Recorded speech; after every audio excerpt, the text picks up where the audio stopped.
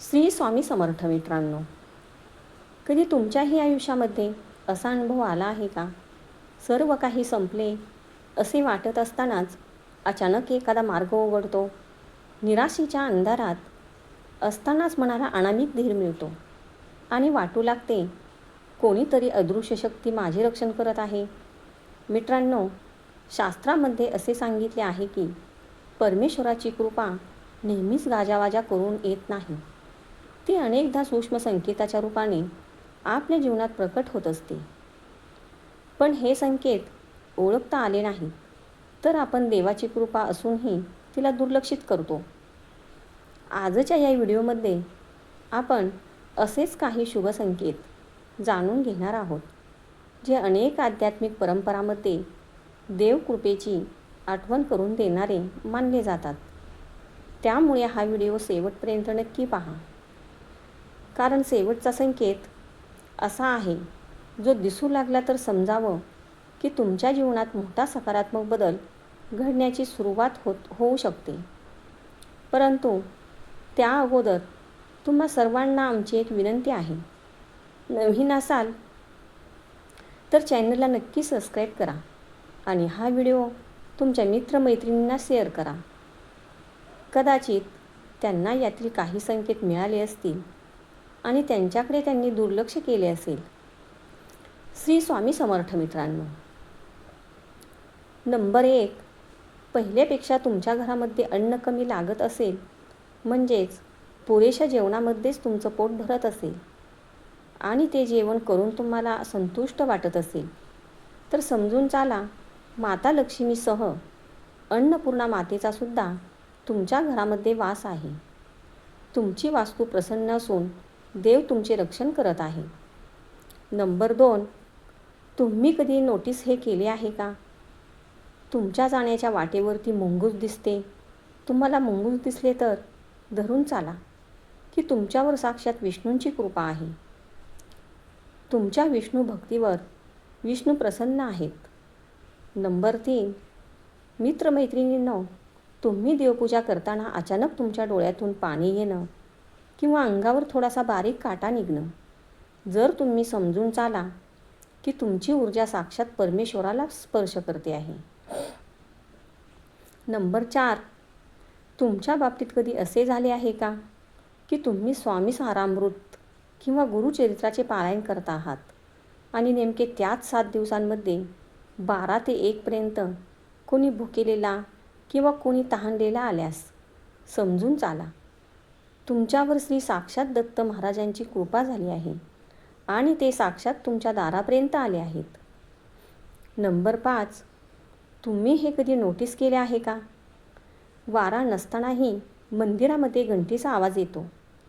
याचाच अर्थ तुमची सेवा थेट देवापर्यंत पोचते. नंबर 6, अचानक घरामधील घड्याळ बंद पडलेलं चालू होतं. याचाच अर्थ तुमच्या आयुष्यात प्रगतीचा चक्र पुन्हा चालू झाला आहे. नंबर 8, घरामध्ये कापूर धूप न लावताही वास येतो, तर समजून चाला की घरामधील वाईट शक्ती बाहेर पडते. नंबर 9, तुमच्या दारामध्ये अचानक गाय आली, तर ती भाकरीसाठी नाही, तुम्हाला आशीर्वाद देण्यासाठी प्रत्यक्ष लक्ष्मी माता आली आहे. नंबर 10, अचानक तुम्हाला कोणाकडूनही न मागता देवाचा फोटो भेट म्हणून दिला.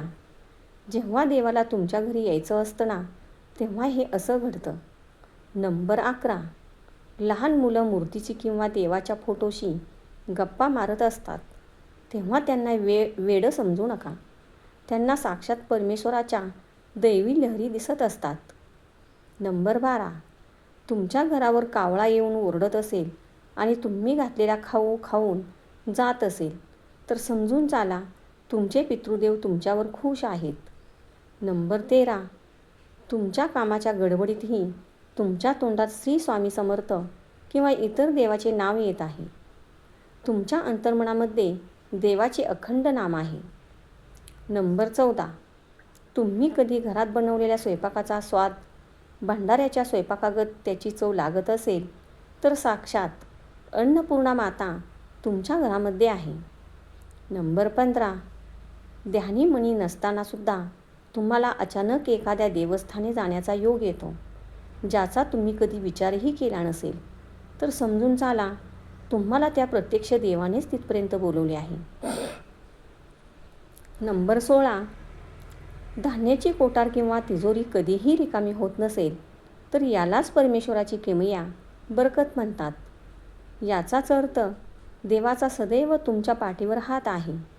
नंबर 17.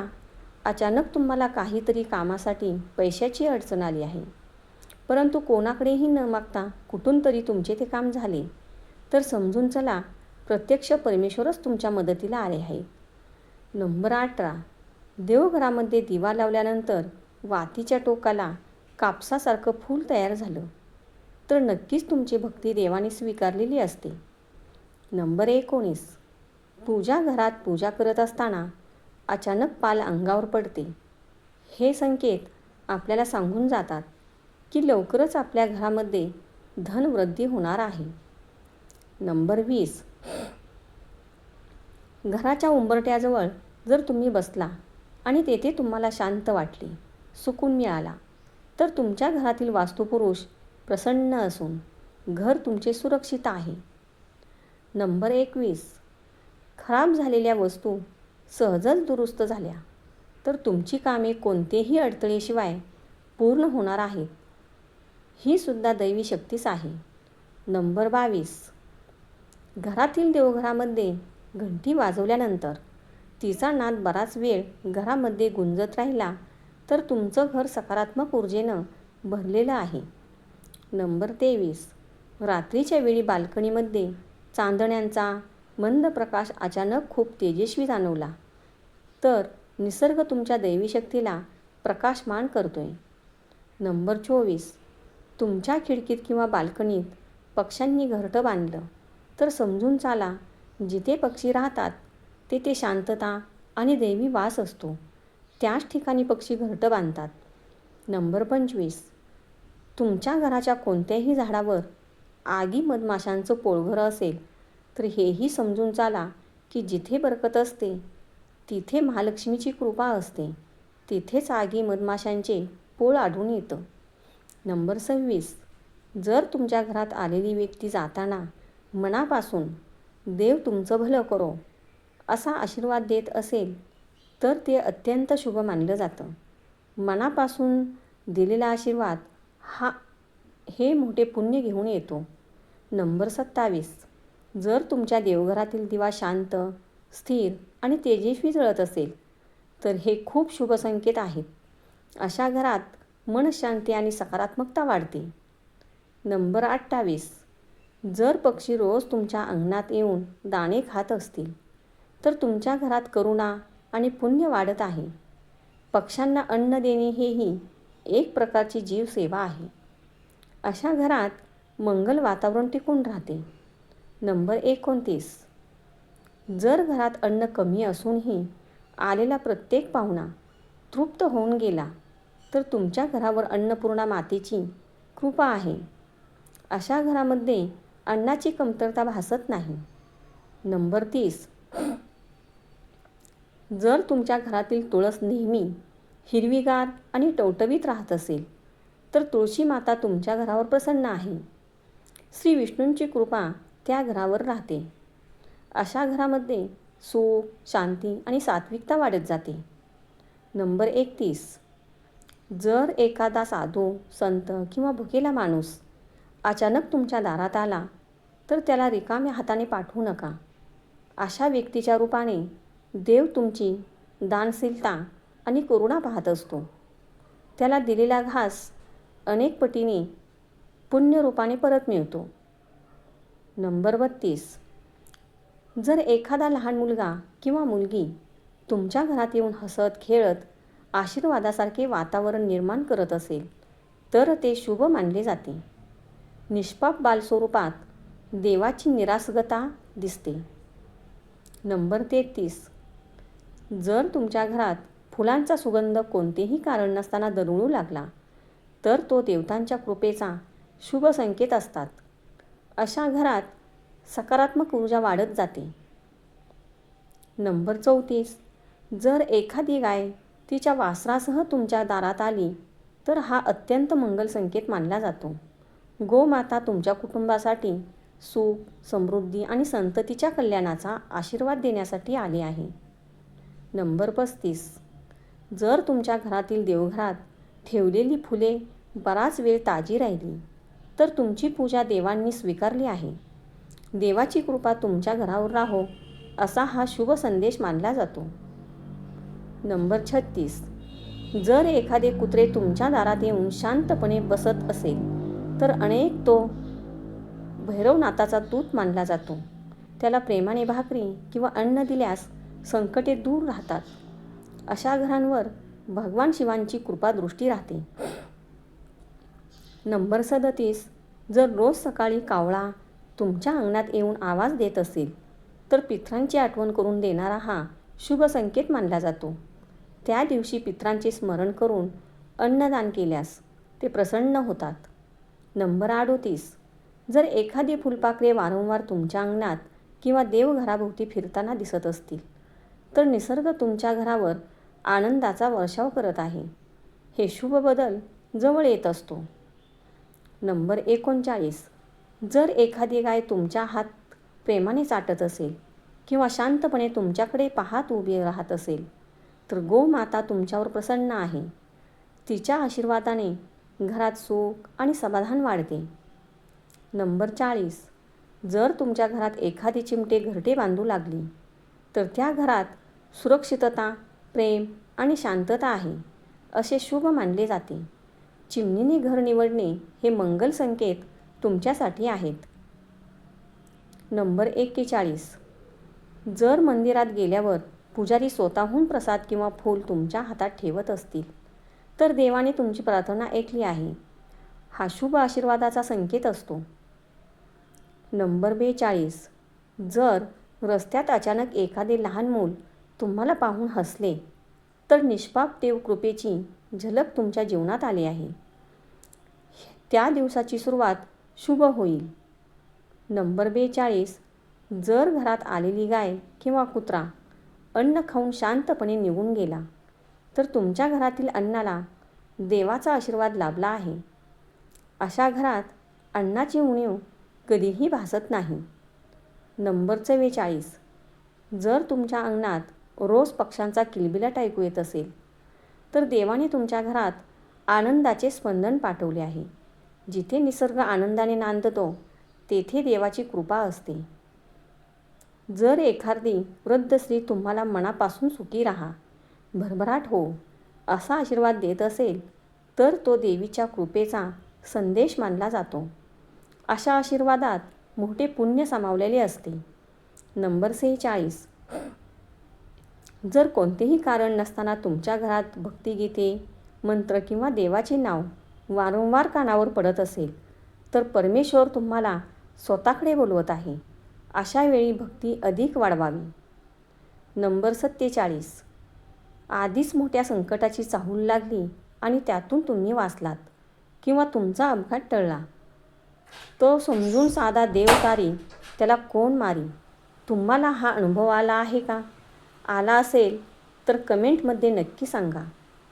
तुमच्या मनातून आलेल्या प्रश्नाचे उत्तर तुम्हाला दुसऱ्याच्या बोलण्यातून मिळालं तर ते समजून चला, ते ईश्वराचं मार्गदर्शन आहे. नंबर 49. तुमच्या घरी नवीन व्यक्ती येऊन तुम्हाला म्हणत असेल की मला येथे खूप छान वाटतं, प्रसन्न वाटतं, तर समजून चला तुमच्या घरात जागृत दैवी शक्ती आहे. नंबर 50.